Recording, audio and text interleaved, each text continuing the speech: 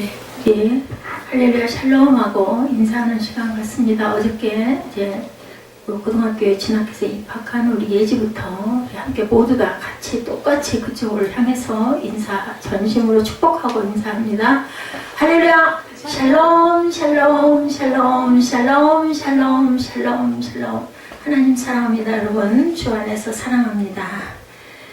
예, 오늘 말씀 너무 잘하는 말씀이죠. 예, 하나님이 세상을 이처럼 사랑하사 독생자를 주셨으니 이는 그를 믿는 자마다 멸망하지 않고 영생을 얻게 하려 하심이라. 자, 복음이 뭐라고 그랬어요? 영어로는 good news. 복음, 성혈아 고개를 숙이기 시작하니, 자, 복음이 뭐라고요? 복음이 두 가지로 요약할 수 있다고 그랬는데 뭐라고 그랬어요? 지난번에 대답했던 것 같은데 복음이 뭐예요? 뭐와 뭐? 응? 잊어버렸어요? 자, 우리 기독교의 그 핵심 진리이기도 하고, 그리고 복음, 굿 뉴스, 기쁜 소식이잖아요. 기쁜 소식이 뭐라고 그랬어요? 무엇과 무엇이라고 그랬어요? 좀 아까 영상에서 나왔잖아. 자, 예수님이 우리를 이처럼 사랑하사 독생자가 오셔가지고 우리를 뭐 하셨고, 뭐 했어야지? 우리를 구원하셨고, 그리고 또 그 다음에 그것뿐만이 아니라 뭐를 주셨다고요? 영원히 살 수 있는 생명을 주셨다. 이터널 라이프라고 그래요. 뭐예요? 그래서 부활. 왜 대답을 못해? 지난번에 똑부러지게 대답을 잘하더니. 절대로 정신줄을 놓지 마세요. 정신줄. 여러분들 이제 인생이 40년 오신 분도 있고, 또 더 긴 세월, 아니면 뭐 16년, 17년 이런 인생들이 다 함께 모였죠. 아까 얘기했죠. 9시 예배. 예, 너희 영혼이 천하보다 귀하다. 한 사람 한 사람이 이렇게 말씀을 하셨어요. 천하가 굉장히 크잖아요. 이 우주 하나가. 근데 그것이 지금 여기 앉아있는 숫자대로의 천하를 여기는 다 모여 있습니다. 하나님이 이 세상을 이처럼 사랑하사 독생자를 주셨으니, 아까 우리 9시 율동 때 요한복음 3장 16절 찬송가 그거 율동으로 틀려고 그래도 여기도 있었을 건데 없었나요? 그거 왜 안 틀었어요? 그 율동하는 거 찬송가 옛날에 목사님이 어렸을 때 교회 가면 제일 많이 부르는 찬송.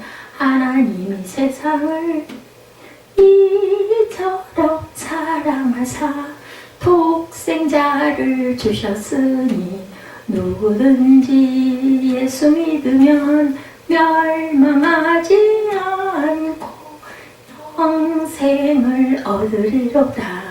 요한복음 3장 16절에서 하나님이 세상을 이처럼 사랑하사, 자, 사랑하사 독생자를 주셨으니 누구든지 예수 믿으면 그는 멸망하지 않고 영생을 주시라. 요한복음 3장 16절일 때는 요한복음 3장 16절. 이렇게 해서 우리 꼬마 때 교회 가면은 앞에서 전도사님이 그렇게 박수를 치면 우리는 그걸 율동을 따라하면서 했던 그런 기억이 있습니다.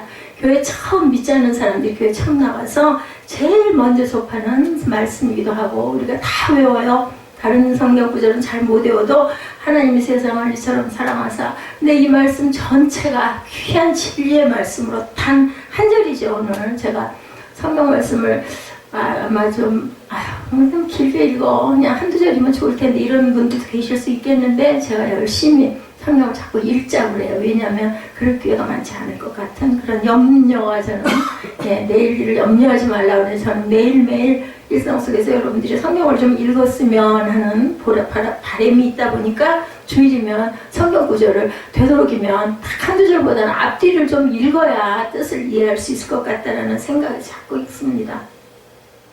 하나님이 세상을 이처럼 사랑하사 독생자를 주셨으니, 그죠? 누구든지 예수 믿으면 멸망하지 않고 영생을 얻으리라. 요한복음 3장 16절. 여기에 뭐가 다 있어요? 굿뉴스, 복음의 진리가 두 절이 다 들어있죠. 구원하시고 그리고 영생을 주셨다. 예수 그리스도가 십자가에 못 박히시고 그냥 돌아가 버리시기만 하면 아무런 의미가 없어요. 돌아가셨다가 부활하셨기 때문에 우리에게도 죽음을 이기는, 사망을 이기는, 사망 권세를 이기는 영생을 주셨습니다. 예수를 안 믿는 사람들에게 성경의 핵심 진리를, 복음의 진리를 가장 쉽게 전하는 성경 구절이기도 하다. 미국 캘리포니아 햄버거 가게에 제가 그 블로그에 올려놨어요. 인앤아웃 버거 중에 햄버거를 많이 좋아하죠. 우리 학생들이.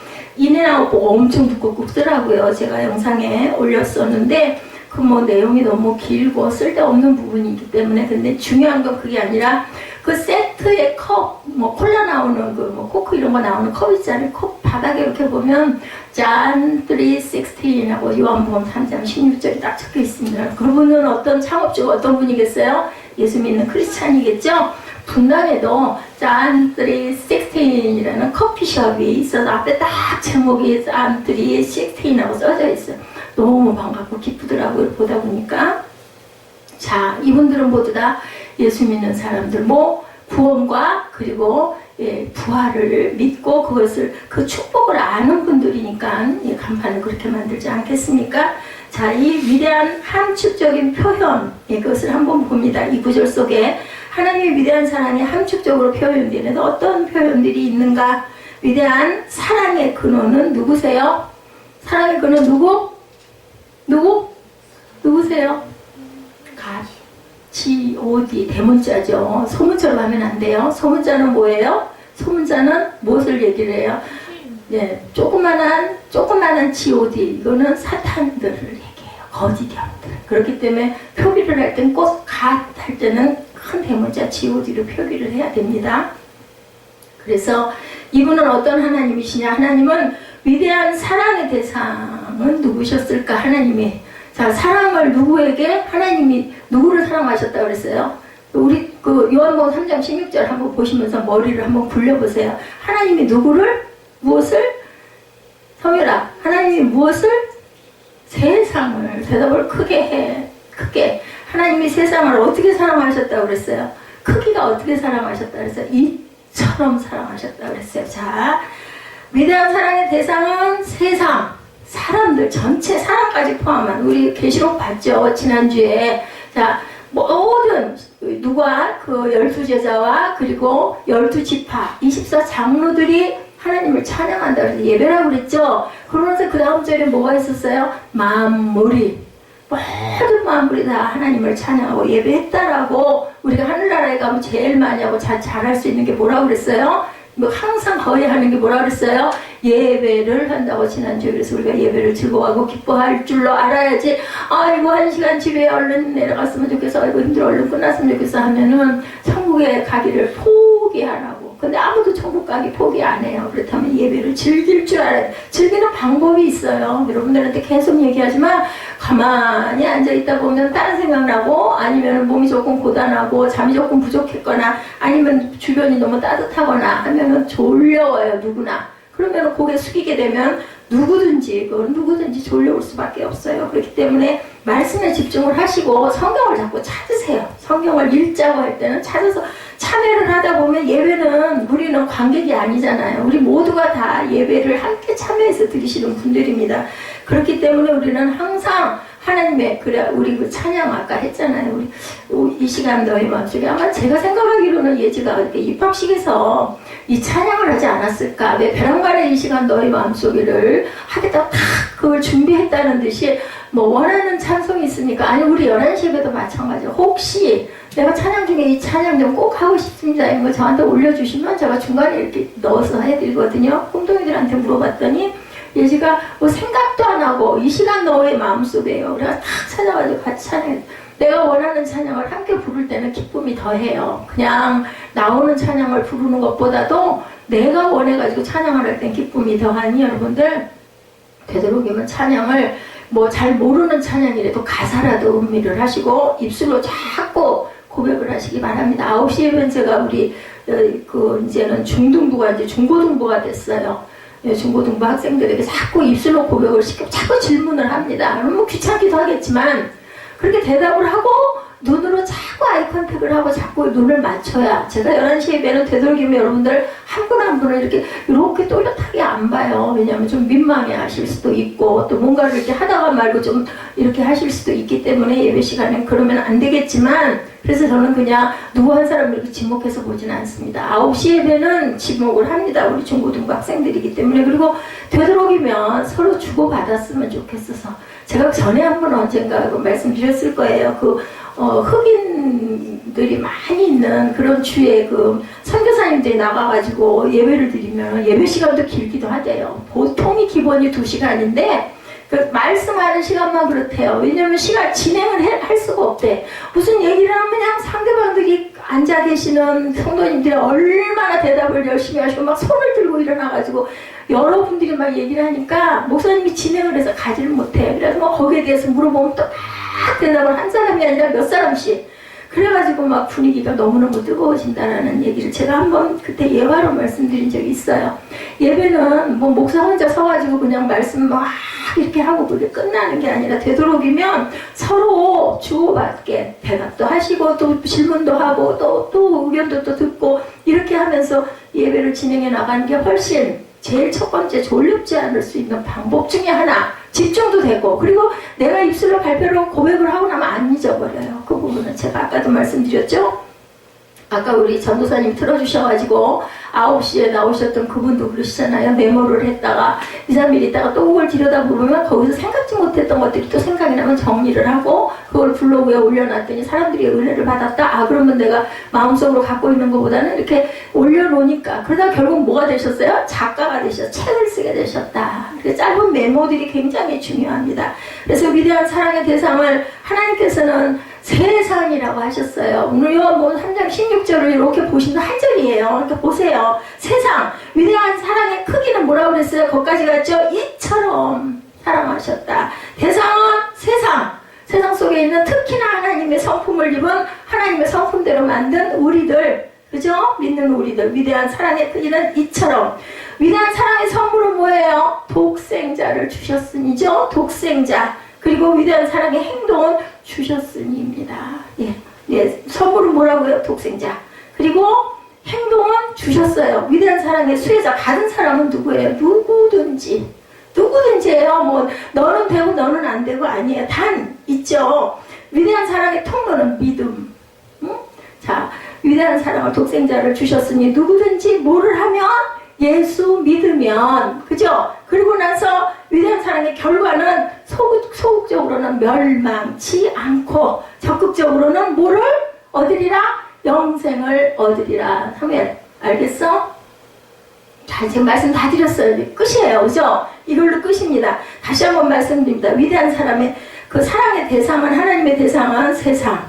하나님이 세상을 이처럼 크기입니다. 그리고 위대한 사랑의 선물은 독생자를 그리고 또한 그저 주신 그 위대한 사랑의 통로는 바로 믿음이고 수혜자는 누구든지 행동은 주셨습니다입니다. 예수님께서 하나님께서 누구를 주셔서 예수 그리스도를 우리에게 주셔서 우리를 구원하시기 위해서 그 대신 우리가 꼭 해야 될 거 하나는 있어요. 결단해야 될 거 믿음. 그죠? 믿는 자에게 주시는 하나님의 축복입니다. 소극적으로는 멸망하지 않도록 적극적으로는 영생을 얻으리라. 멸망하지 않도록. 어떤 소년이 교회에 처음 나가기 시작했는데 아빠가 물어봤다고 합니다. 얘야 너는 왜 교회를 나가니? 신나서 주일이면 아주 그렇게 그냥 아주 본인이 옷도 준비했다가 깨끗한 새 옷 준비했다가 뭐 새로 산 옷이 아니라 새로 갈아입을 옷을 준비했다가 아침이면 그렇게 일찍 않죠. 아마 이 교회도 저희 교회들처럼 요즘 뭐가 일찍 예배를 드렸던가 봐요. 아주 그냥 아침 일찍 일어나가지고 세수하고 입 닦고 머리 빗고 다 챙겨 입고 있다가 교회를 열심히 신나서 가니까 아빠가 처음 이해가 안 되고 너무나 이상해서 물어봤더니 왜 교회 다니니? 물었더니 하나님이 저를 얼마나 사랑하셨는지를 하나님이 세상을 이처럼 사랑하사 독생자를 주셔서 누구든지 믿는 자에게는 영생을 얻으리라. 그래서 제가 그걸 깨달았어요. 이 아들이 조그만 아들이 이렇게 대답을 하더라고 합니다. 그래서 하나님이 얼마나 어떻게 사랑하시는데 이만큼이요. 이만큼이면 꼬만가 보죠. 이만큼이 뭐니? 그랬더니 대답을 뭐라고 했을까요? 자, 성현아 대답을 뭐라고 했을까? 자, 이만큼의 아이가 그래서 이만큼이 얼마만큼인데 예지가 뭐라고 대답했을까? 그 아이가 하늘만큼 땅만큼 아니야. 자, 뭐라고 그랬을까? 사무엘 생각에는 자, 우리 에스더 전사님 뭐라고 대답했을 것 같아요? 아주 기가 막힌 명답을 했어. 아주 정확한 답을 했어. 뭘 것 같아? 응? 맞추세요. 내가 상품 줄게. 이만큼 빼면 나머지 자, 얼마만큼? 자기가 그럴 수 있어. 전사님 모르겠어요? 그거 알아야 되는데. 자, 우리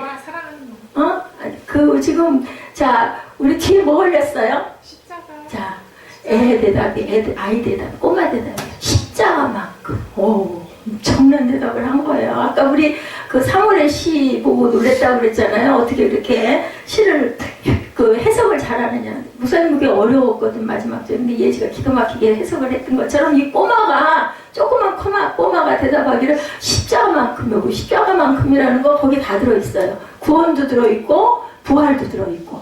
그래가지고 아빠가 깜짝 놀라서 그 다음 주에 네가 그렇게 너를 사랑한다라고 하는 교회를 나도 좀 가보자 해가지고 아빠가 아들 손을 붙잡고 교회를 나가기 시작했다라는 그런 이야기를 듣고 제가 와 감탄했습니다. 복음의 핵심적 진리예요. 십자가만큼 그 분량은 말로 할 수가 없죠. 예수 그리스도의 십자가 사건이야말로 하나님의 위대한 사랑의 본질을 증언하는 말씀이죠. 오늘 이 십자가 사건에 나타난 위대한 사랑을 하나님의 관점과 사람의 관점으로 한번 우리 봅니다. 하나님의 관점에서 본 십자가를 한번 보죠. 하나님의 관점으로 십자가 사건의 의미를 나타내는 데는 오늘 한 절이기 때문에 굉장히 쉽고 편해요. 두 개의 단어가 있습니다. 자, 중요한 두 가지 동사는 하나님이 뭐 어떻게 했다고요? 우리를 사랑하셨다라고 하죠. 자, He loved, 그죠? 사랑하셨어요. 그래가지고 뭐를 주셨어요? 누구를 주셨어요? 독생자 and 우리에게 뭐를 주셨다? gave. 자, 우리 사무엘이 영어 해석을 참 잘하더라고요. 어저께 토요일에 제가 감탄을 해서 어떻게 그렇게 영어를 오늘 오전에도 시편도 그렇게 엄청 빨리빨리 잘 찾아요. 우리 예지는 아마 양보하느라고 대답을 안 하고 참고인 것 같은데 그러지 마세요. 열심히 하세요. 그걸 뭐 꼭 그러기 위해서가 아니라 그래야 신이 나요. 집중도 되고 나는 못 따라가 진짜 이제는. 그러니까 너무 고마운 건 뭐냐면 지금 9주년이잖아요 우리가. 근데 우리 꼬마들 진짜 그래서 더 질렸을지도 몰라. 그 8년 전부터도 영어를 그렇게 계속 찾게 하고 외우게 했죠. 그때는 애들이 막 영어를 줄줄줄줄 몇 절씩 외웠어. 좋아서 외우진 않았을 거예요. 그래도 어쨌든 외웠고 굉장히 힘들게 그걸 찾느라고 아주 힘이 빠지도록 하면서 오래 걸리고 하면서 참 오래 걸렸는데 이제 그 한 2, 3년이 딱 그 2, 3년 고비 그거를 넘기고 나니까 이제는요 뭐 저보다도 훨씬 잘해요. 딱 찾은 엔라이브 얼마나 글자는 조그매요. 근데 그걸 딱 전도사님이 뭐 질문을 하면 딱 보고는 거기를 딱 잘라내는 거죠 영어를. 그래서 내가 참 감사한 생각을 합니다. He loved and He gave. 그가 우리를 사랑하셔서 주셨다. 이거 두 개예요. 자, 두 가지 동사가 사랑하사 주셨으니. 동사가 어떤 건지 알죠? 뭔가를 움직이는 거, 행동하는 거. 우리 사모님이 하도 동사하고 명사하고 형용사를 몰라가지고 제가 그걸 계속 가르쳤어요. 명사는 이름이다. 형용사는 이렇게 뭔가 이렇게 치장하는 거다. 동사는 움직이는 거다. 이렇게 얘기를 했더니 요즘 세 가지는 알더라고요.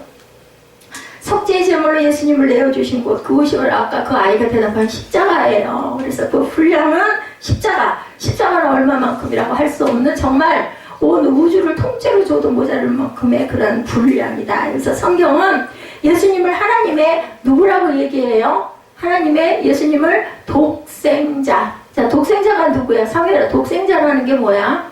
응? 독생자. 자, 예지야, 독생자라는 게 뭘까? 자자는 무슨 자지? 아니지, 아들자잖아. 독은 뭐야? 독. 자, 독신. 그러니까 쉽게 얘기해줄게. 독신하면 어떤 거야? 혼자잖아, 혼자. 살아있는 날생이겠지. 하나밖에 없는 아들을 독생 아들. 그래서 외아들이라고 하지. 우리 집에서는 이런 것처럼 독생자라고 표현을 했어요. 예수님을 자, 디올리 비같은 썬이라고 나타나고 헬라어로는 모노게네스. 근데 이 모노게네스의 원어가 여러분들 잘 아시는 DNA를 포함하고 있습니다. DNA가 뭔지 알죠? 우리에게 뭐 우리가 DNA를 타고났어. 엄마의 DNA를 내가 타고났어? 아빠의 DNA를 내가 다 타고나서 누구나 우리 친구들은 전부 다 저도 마찬가지고 부모님의 DNA를 타고났어요. 뭐예요? 그 안에 있는 모든 성품이라고 해야 될까? 그런 거 인자를 타고났다. 근데 우리는 누구의 DNA를 가지고 타고났다? 하나님의 DNA를 가지고 태어났다. 영적으로. 그렇죠. 하나님이 뭐라 그래서 창세기에서 누구의 모습대로? 우리의 모습대로, 우리의 형상대로 우리가 사람을 만들자라고 얘기를 하셔서 성삼위 하나님께서. 뭐가 이상해요? 그리고 자꾸 살피면 내가 어디가 이상한가 자꾸 집중을 못하니까 그러지 마세요. 하나님 자신의 본질을, 생명을, 하나님의 자신의 신성을 우리에게 주셨다라는 뜻이 바로 모노게네스입니다. 모노게네스, 히올리비 같은 선. 야, 그렇습니다. 하나님의 자신의 본질을, 생명을, 하나님의 자신의 신성을 주셨다. 어느 부러울 곳이 없어 보이는 부유한 가정에 부부가 아주 행복하게 살고 있었는데 어느 날 갑자기 아내가 뭐를 요구했어요? 자, 에스 전도사님 뭐를 요구했어요?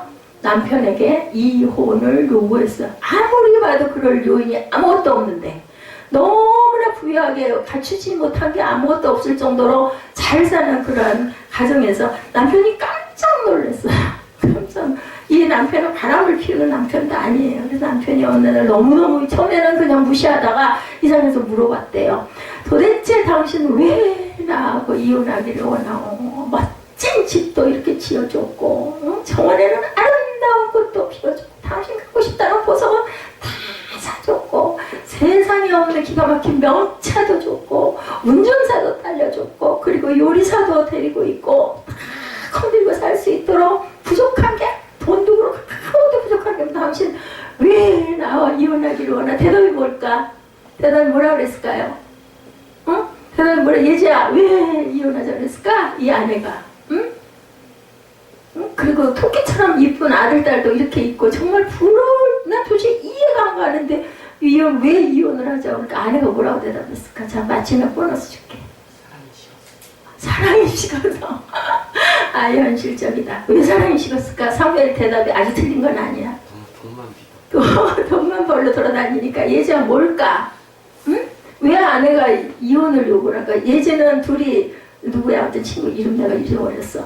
나중에 결혼을 했어. 어떤 친구랑, 이쁜 친구랑 결혼을 해서 너무 사랑해서 좋아서 같이 붙어있고 싶어서 결혼을 했는데 어느 날 갑자기 예지가 마음이 확 변했어. 나 안 살 거야 너랑. 왜 그럴 것 같아? 어떨 때 그럴 것 같아 예지야? 한번 그냥 현실적으로 생각을 해봐. 쉽게. 오늘 말씀이 짧기 때문에 내가 질문을 할 수가 있어. 왜 그럴 것 같아? 어떨 때 그럴 것 같아? 얘 참해라. 어떨 때 그럴 것 같아? 너희들 관점에서. 응? 아직 그 결혼까지는 아니야. 그냥 좋은 여자친구가 있어. 좋은 남자친구가 있어. 나 너랑 헤어질 거야. 어떨 때 그래? 응? 어떨 때 그래? 보너스 준다니까? 다른 사람이 생소. 예지는 어떨 때 헤어지자고 할 것 같아. 아직 못 견뎌. 이거 도저히 안 되겠어. 다 차버리고 싶어. 어떨 때? 말 안 들을 때. 그냥 말 안 들을 때. 근데 말을 안 듣기도 하지만 가끔 듣기도 하잖아. 응? 자, 어떨 때 이혼하자고 할 것 같아요? 했어. 다른 사람 생겼을 때. 김영국 집사님 어떨 때 아니 이 여자랑 안 되겠어 하는 생각 아니 지금이 뭐 또 나중에 공격받을까봐 그러지 말고 그냥 생각을 해봤을 때 어떨 때 이 여자 도저히 안 되겠다 난 너랑 안 할래 할 것 같아요. 다른 사람이 생겼을 때 다 그러네요. 다른 사람이 생겼을 때 이 아내의 대답은 맞는지 모르겠어요. 여러분들 판단해 보세요. 다 주셨죠. 맞아요. 당신 말이 맞아. 다 줬어요. 당신만 빼고. 뭐야? 무슨 뜻일까요?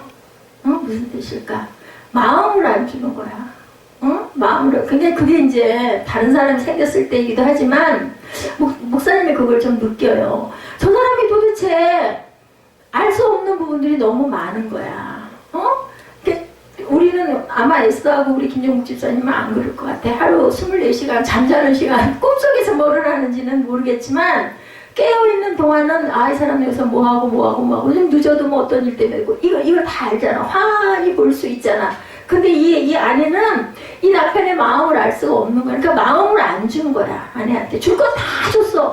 자기가 갖고 있는 이게 뭐예요? 사랑한다라는 것은 예지야.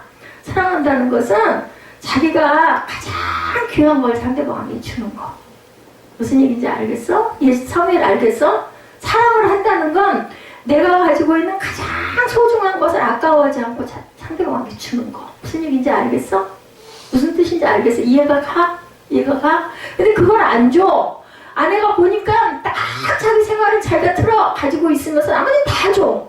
그럼 별 필요 없는 거야. 그러니까 그거는 뭐, 근데 이 아내는 물론 먹고 살 게 없어서 정말 죽겠으면, 그지? 그게 제일 중요할 거 아니야. 근데 이 사람은 다른 거 다 갖고 있는데 뭔가 허전한 거야. 하나님이 지금 말씀을 하시는 거야. 내가 너를 이처럼 사랑하사 누구를 줬다고? 하나밖에 없는 외아들을 내가 너를 위해 줄 거야. 어떤 목사님들이 두 분이 아주 절친 남자 목사님들 두 분이 있는데 한 분은 자녀가 7이야. 그런데 한 분은 이 목사님이 아이를 못 가져. 나이가 40이 넘었는데.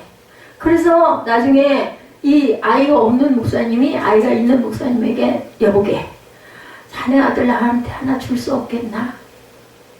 내가 그럼 잘 길러서 훌륭한 주의종으로 내가 만들 수도 있고 본인이 공부하고 싶고 유학을 가고 싶다 그러나 다 보내주고 할 거니 자네 아들 하나만 나를 주게. 그랬더니 목사님이 아무렇지나 어이 뭐고 어렵겠나? 내가 하나 주지? 나눠서 자네 나도 알아 잘 길러줄 거야. 나보다 더 잘 기를 거야. 내가 그러면은 잘 내가 아내하고 상의를 해가지고 한번 내가 줄게. 이랬어요. 집에 돌아와가지고 아이들이 이렇게 자고 있는데 이렇게 아이들을 쳐다봐요. 쳐다들은 어땠을까? 여러분들 한번 상상해봐. 쳐다들은 뭐기 때문에? 장남이잖아. 장남이니까 조금 안 되겠어. 둘째 아들은 너무나 미남으로 잘생겼어. 셋째 아들은 와 키도 크고 정말 성격도 좋고 엄마를 또 그렇게 잘 도와주고 그 집은 아들만 있는 집이야. 도와주고 정말 예의 바르고 아주 씩씩하고 건강한 아들. 셋째 안 되겠다. 네 번째 아들은 맨날 아파. 비리비리하게 너무 잘 아파. 다섯 번째 아들 와 너무 찬양을 잘하는 거야. 교회에서도 그 아들이 없으면 안 될 만큼 너무너무 찬양을 잘해. 여섯째 아들 이 아들은 또 보니까는 아주 그 지혜로워가지고 공부를 너무 잘해. 반에서 그냥 1등은 그만두고 그냥 전체 수석을 하는 거야. 와, 이 자식은 이 다음에 가서 훌륭한 학자가 될 거라고 내가 열심히 가르치고 있는데 맨 막내 아들 하나가 남서 일곱째 아들은 어땠을까? 막내야. 어떻게 막내를 보내? 그래가지고 대답을 하나 해놓고 와서 목사님, 친구 목사님한테 아직 될 줄 알았어. 7이니까. 해놓고 와가지고는 야 어느 놈도 하나를 내가 보낼 수가 없겠구나 하다 보니까 그냥 밤새도록 하나님 사랑이 그게 너무 기막히고 감사해가지고 통곡을 하고 울었대. 나는 아들이 7인데도 한 살 하나도 못 주겠는데 친구한테 그 믿는 친구 진짜 확실해. 그 친구한테 보내기만 하면 나보다 나는 7을 기르느라고 힘들지만 거기 가면은 외아들로 잘 살 걸 내가 믿겠지만 야 내가 이렇게 보낼 수가 없는데 하나님은 하나밖에 없는 누구를? 독생자를 더군다나 가서 호의호식하라고 보낸 게 아니라 죽으라고. 그죠? 제물로 갇혀서 죄값을 치르라고 보낸 그 아들의 그 사랑, 하나님의 사랑을 생각을 하고 울었다. 제가 이번 사순절 기간이잖아요. 이제 3주째 들어가는데요. 제가 전까지는요, 사순절에 그 예수님의 고난, 예수님의 눈물, 예수님의 피와 땀, 이거를 생각하고 거룩하게 보내야 된다 생각을 했는데, 제가 요번 2018년도 사순절에는 딱 머리에 와서 딱 끄집는 게 있었어요. 예수님의 고난도 좋고 예수님의 사랑도 다 좋지만 예수님을 보내주신 하나님의 사랑에 감사해야 되겠다 이런 마음이 들더라고요. 그래서 제가 기도할 때 하나님의 사랑을 감사하게 해주시고 예수님의 고난에 저희들 동참하는 마음으로 하루하루를 정말 더 거룩하게 가게 해주옵소서 하고 제가 기도를 합니다. 하나님의 관점에서 본 십자가의 사건이 뭐라고요? 하나님이 우리를 사랑하사 자기의 독생자를 내어주신 사건이죠. 이제 사람의 관점에서 한번 볼까요? 하나님의 관점에서는 너무나 우리를 사랑하셔서 자기의 독생자를 내어주신 사건이다. 사람의 관점에서 본 십자가 사건은 하나님의 관점에서 십자가를 He loved, He gave. 하나님이 우리에게 아들을 내어주신 사건은 사랑했고 내어주셨다. He loved, He gave예요. 사람의 관점에 중요한 단어는 뭐였다고요? 사랑하사 주셨다인 거예요. 사랑하다 주셨다.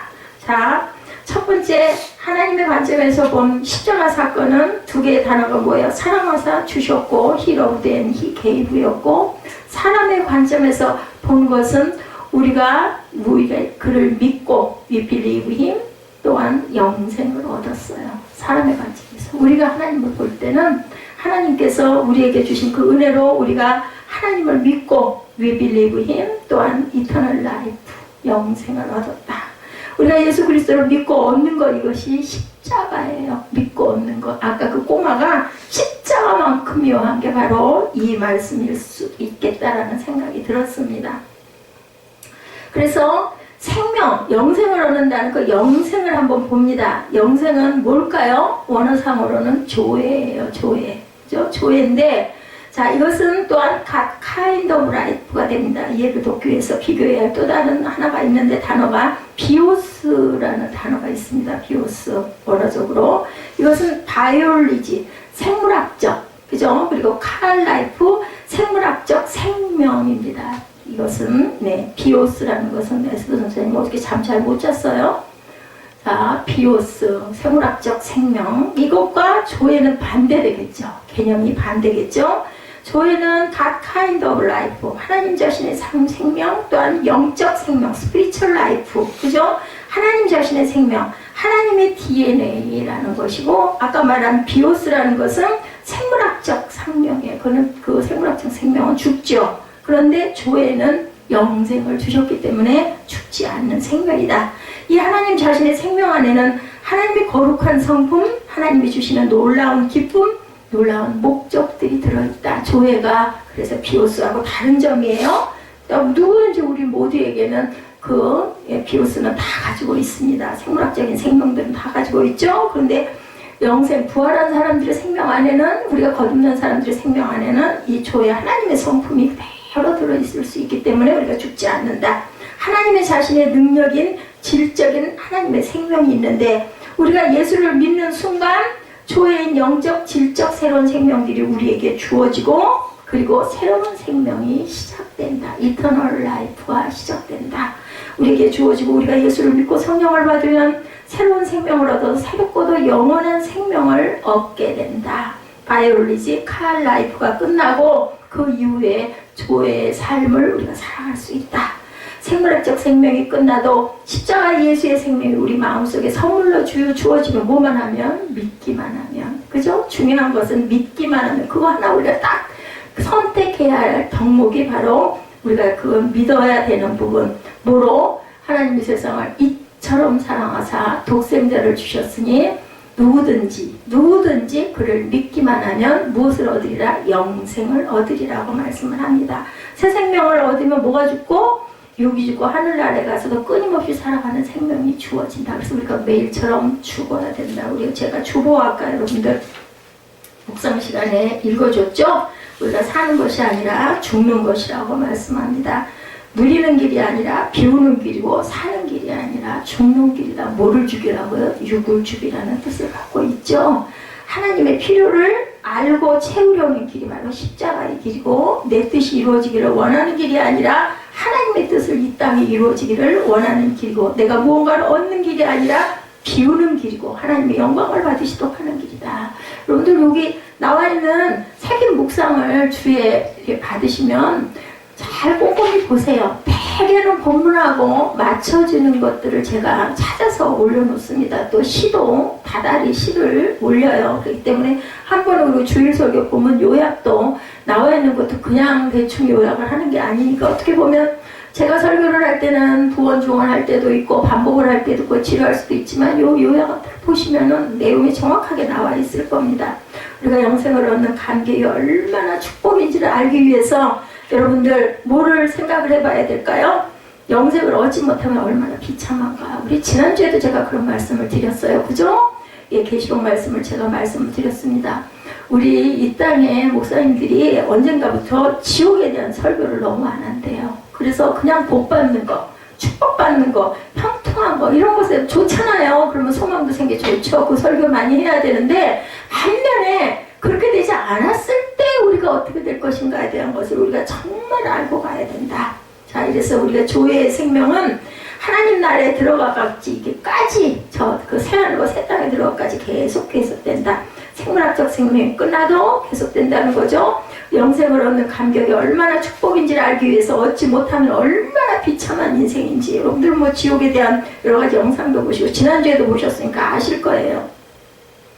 영생을 얻지 못하면 결국은 지옥으로 떨어진다. 그렇기 때문에 우리가 예수 믿지 않아요? 연세가 들면은 늘 그 얘기들 하셔요. 노인분들이 이제 갈 때가 됐어. 그게 하늘나라 죽을 때가 됐다는 뜻이 아니라 이젠 가야 되잖아. 어디 교회 나가야지. 그래서 가서 잘못한 거 회개하고 이제는 나를 하나님 받아주실 거니까 내가 이거 잘 가게 해주십시오. 준비하는 거죠. 이걸 준비하는데 여러분들 젊은 나이 때부터 하나님을 알고 하나님을 섬기고 예배를 섬기고 하나님 중심을 살아간다면 우리가 천국 갔을 때 뭐가 달라지겠어요? 그죠? 그 세상에서도 내가 뭔가를 잘 싸움에 대접을 받는데 하늘나라에 가면 오죽이나 하겠느냐고요. 아까 그랬죠? 너희에겐 들이래야. 마태복음 6장 말씀에 그렇게 나타났죠? 들풀도 하나님이 입히시고 먹이시거늘 하물며 너희일까 보냐. 제가 그걸 계속 질문을 했더니 우리 사무엘이 이러더라고요. 아우 그거 좀 그만하지 넘어가지.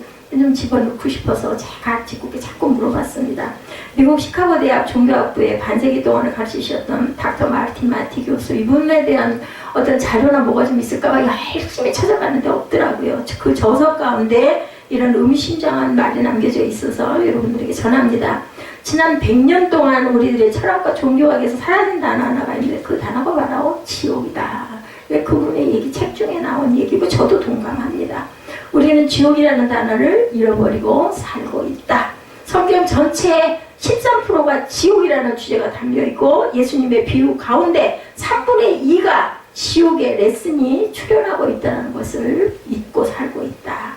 우리가 그냥 축복 굉장히 좋아해요. 근데 거기에 대한 벌에 대한 것은 우리가 잘 강조를 안 한다. 성경은 이 지옥을 여러 가지 표현으로 언급하죠. 어두운 곳, 이를 가는 곳. 여러분들 한번 기억나실 거예요. 진로의 불이 타오르는 곳. 우리 지난주에도 영상으로 봤죠. 둘째 사막의 장소, 뭐 연옥이라고도 하죠. 그리고 영원한 사망의 장소, 불못. 이런 여러 가지로 표현이 되고 있습니다. 마틴 박사는 계속해서 이렇게 말합니다. 오늘 이 시대 사람들이 도덕성을 상실하고 있는 이유는 더 이상 우리들이 학교에서 죄에 대한 책임과 벌을 엄중히 문책하지 않고 있다는 것이다. 그분의 얘기예요.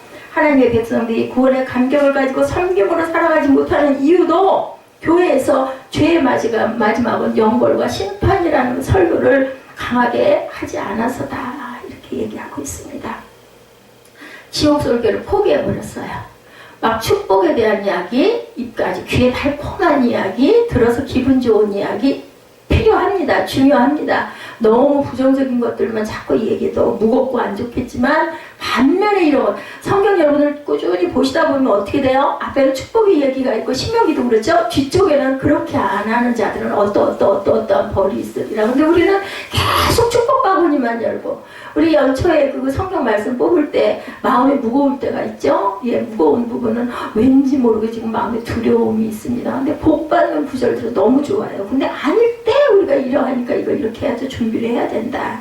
일본의 백부라는 온천 지역에 전도대회가 열렸었다고 그래요. 그래서 한국에 계신 목사님들이, 유명한 목사님들이 초빙을 받아가지고 거기서 예배를 드리고 세미나가 열려서 열띤 토론을 했는데 거기 주제가 바로 왜 일본 교회는 전도가 안 될까 이거예요. 일본은 정말 신이 많죠. 뭐 2000 신이 있다고 제가 얘기를 들은 것 같습니다. 그래서 그 결론은 이 목사님들이 생각을 이렇게 하면서 뭐 답은 뻔해. 그냥 뻔한 토론인데도 어쨌든 참석을 해가지고 했다고 그럽니다.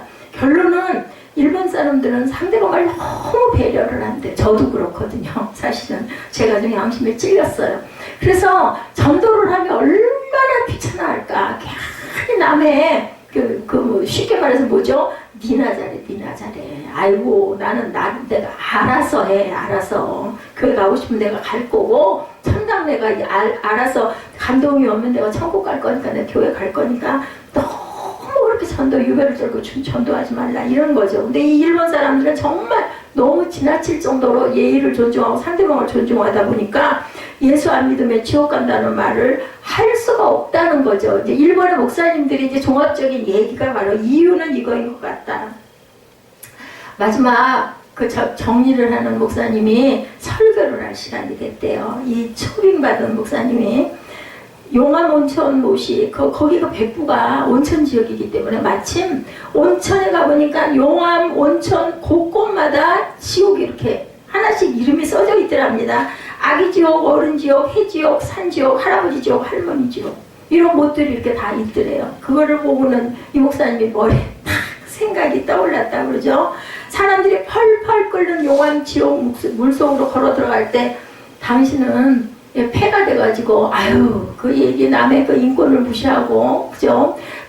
괜히 그냥 그런 걸 얘기해봐야 너무 예의가 어긋나니까 얘기하지 말자. 만약에 근데 그 어떤 사람이 용암 지옥물 물속으로 뛰어들어갈 때 당신은 어떻게 하겠습니까? 라고 그죠? 그 얘기를 설교를 했다고 그래요. 그냥 내버려 두시겠습니까? 아니면 가서 멈추시오 들어가지 마시오 당신 거기 들어가면 죽어 하고 붙잡으실 겁니까? 라고 물어봤다고 합니다.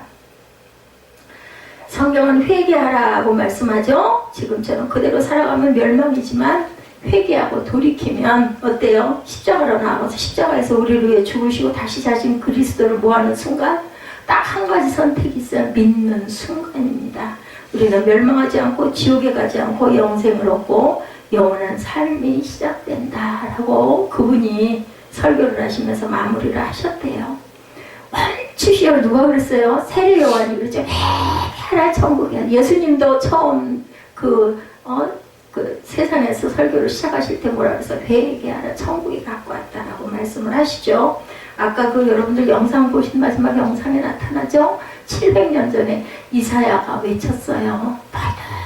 회개하라 그의 찔림은 우리를 위해서라고 그렇게 외쳤습니다. 예수님 오시기 700년 전에 아무도 듣지 않죠? 노아의 방주 때 어땠습니까? 노아가 120년 동안 배를 지으면서 시간이 날 때마다 너희들 물로 세상을 심판한대. 내가 짓는 방주로 들어와 그랬을 때도 세상 사람들은 아무도 뭐 했다고요? 우리 찬송 많이 하죠. 시집가고 장가가고 나 이렇게 바빠서 못 가고 미안하고 그죠? 우리 찬양 많이 하지 않습니까? 결국은 그러다가 물로 다 쓸어버리고 누구만 살았어요? 노아만 살아나죠.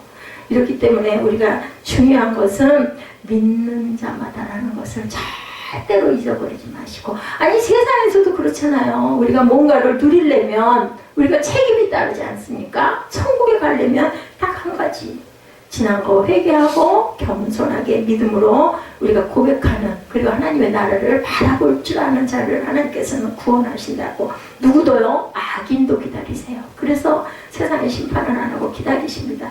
우리는 새로운 기쁨 새로운 평화의 위대한 사랑의 선물을 얻을 수 있는 기회를 꼭 받으시고 시간 더 지나가기 전에 하나님의 귀한 축복 영생의 생명을 받으시기를 주님의 이름으로 축복합니다.